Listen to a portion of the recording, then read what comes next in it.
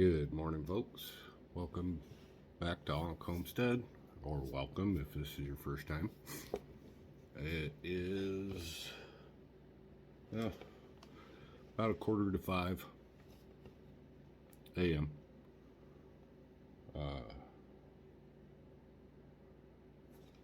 Long night. The coyotes are out going nuts, and all the neighborhood dogs are barking. There's something else out there moving around because the horses are all going crazy, stampeding, running. But, that's life in the mountains. Just wanted to do a check-in with you. It's that time of the year to not only finish out your food production season, gardening primarily, especially fruits,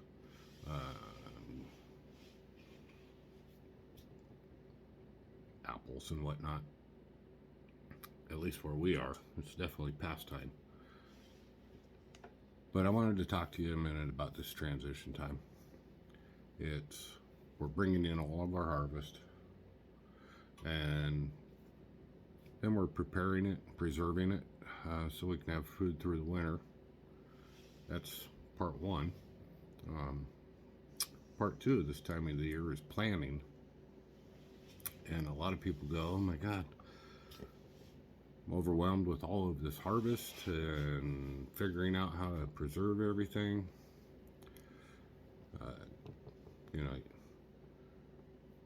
Whether you're canning, dehydrating, freeze drying, freezing,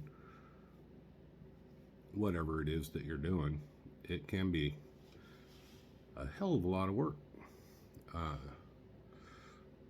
And a lot of us are just like, I am so overwhelmed, I don't even want to think about next year till next year. But you really need to.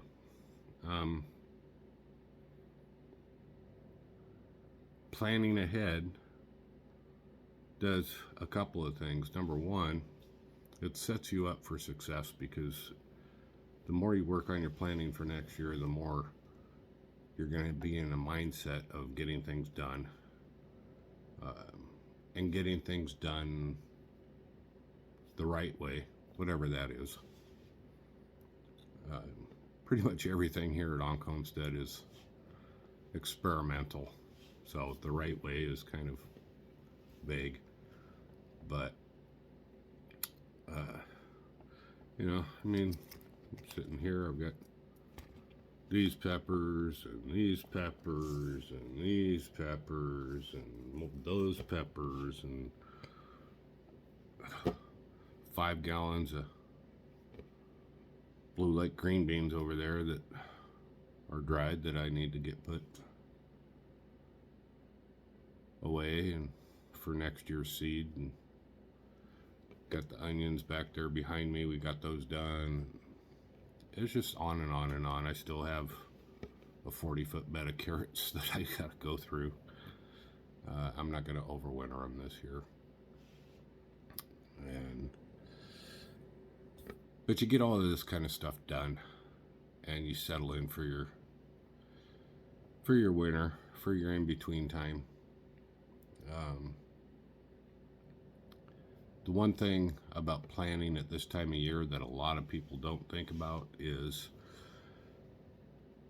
we tend to grow food for two reasons at home. One is for consumption, like right now. Pick a pepper, chop it up, throw it in your stew, and fresh pepper. But also for our winter time, to get us through when things aren't growing. We don't all have a hot house, greenhouse, hoop house, or growing operation in the back room with lights and tinfoil and all that garbage that, yeah. Anyway, we don't all have that. So we plan ahead to have food over the winter time. That's why we're preserving everything.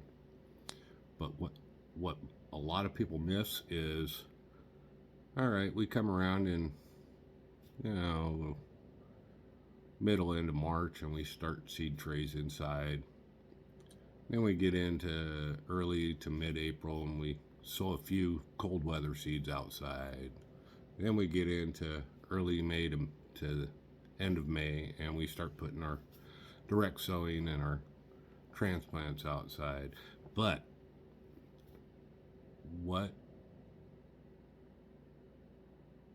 where's your food production? You're still not getting food value from that for a while. You know, radishes are 28 days. Lettuce, 28 to 32 days. Spinach, 4 weeks. So you're still looking at a wait period even once you start growing again. So right now, for your planning, stretch out what you're preserving. And next year, plant enough to get you past that. Not only a transition from winter to spring, from quiet time to sowing, but back into fresh food production. A lot of people miss that, and sometimes you end up around May or so, and your pantry stock is running out, and it's gonna be a few more weeks before you can go out to the gardens and pull things. Fruit, you're not getting fruit in May. Maybe some of you living in some places will, but by and large, especially in the upper growing zones, we're a 5B here. Our microclimate is more of a 4B. Not this year though. Tomorrow's going to be Halloween, and we're still getting 50-degree days, and the ground is clear and dry. Very, very odd. I'm not getting into that. But that's one thing I want to add to your planning is don't just save up for your winter to get through from harvest to sowing. Go past your sowing so that you'll have another month or two of food saved up, and then plant enough next year to cover that. The other thing that you need to do right now, you don't need to. The other thing that I recommend that you do right now is start working on your calendar. There's planners out there. I picked up this one.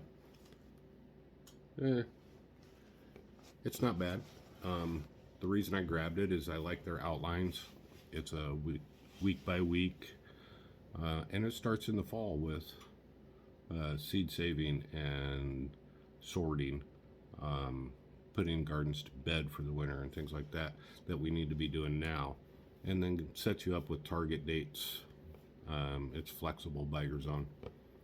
Sets you up with target dates to start your seed trays inside, start your direct sowing, up pot your transplant, etc., etc.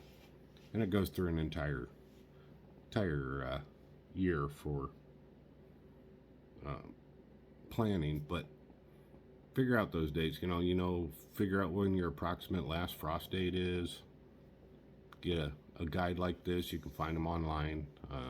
I've got this one. I've got one over there that's more of a blank, fill in the blank workbook. I've got 3 or 4 in the library. I've got the sliding plant and transplant calendar. I can't remember the name of it. I want to say it's Wayne's, but I'm not sure. All of these things work together to fill out the calendar. But yeah, start working on that now. Just get a wall calendar and just put little reminders on the various dates based on your last estimated frost date, and then next fall your first frost. And the other thing I would say is when you're planning a garden, especially if you're a first-time gardener with the idea of growing your own food and being self-sufficient, focus on growing what the people in your household will actually eat. Now, I grow everything here because I'm addicted to growing. I just am. I don't care what it is. I will try and grow it. I've grown things in zone 4B, 5A that are deep south, high humidity things because people told me I couldn't, so I did. I'll do some more of it next year too. But then I had to struggle to give it all away, or the chickens got it. So focus on primarily, especially your first year or two out, what you're actually going to eat. What are your staples? Green beans, dry beans, tomatoes, potatoes, carrots, corn, whatever it is that you predominantly eat. Planning your garden around those will be a big help to get you through the downtime, winter and early spring. Anyway, I hope some of this is helpful to you, and I just wanted to check in. Yeah, it's 5 o'clock now, so I guess I'm going to go enjoy the rest of my coffee and listen to the coyotes sing. Take care of yourself. Don't forget to like, subscribe. Please subscribe. Make sure you tell your friends about Ankh Homestead. We want to share our journey, and maybe it'll help you along the way. Take care.